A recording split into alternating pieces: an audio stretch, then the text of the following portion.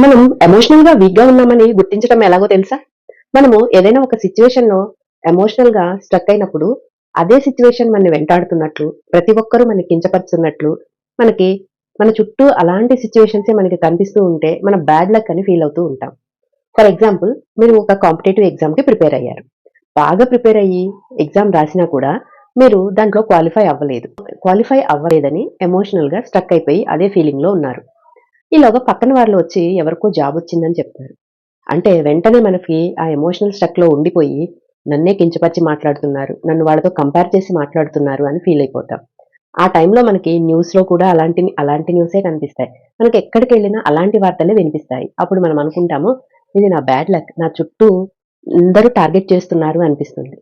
నిజానికి మనం ఎలాంటి ఎమోషన్‌లో అయితే స్ట్రక్ అయిపోయి ఉంటామో, మన బ్రెయిన్ అలాంటి ఎమోషన్ వచ్చినప్పుడల్లా ట్రిగ్గర్ అవుతూ ఉంటుంది. కాబట్టి ఇలాంటి వాటి నుంచి మనం ఓవర్‌కమ్ చేసి ముందుకు వెళ్ళాలి అంటే ఎమోషనల్‌గా స్ట్రాంగ్ అవ్వాలి. మీరు ఎమోషనల్‌గా స్ట్రాంగ్ అవ్వాలి అనుకుంటే ముందు మీ ఎమోషనల్ ప్యాటర్న్ ఏంటో తెలుసుకోవాలి. మీ ఎమోషనల్ ప్యాటర్న్ ఏంటో తెలుసుకోవాలి అనుకుంటే ఎనర్జీ అని కామెంట్ చేయండి. వీడియో నచ్చితే లైక్ చేయండి. ఎమోషనల్‌గా స్ట్రక్ అయ్యి ఉన్న మీ ఫ్రెండ్‌కి ఈ వీడియోని షేర్ చేయండి.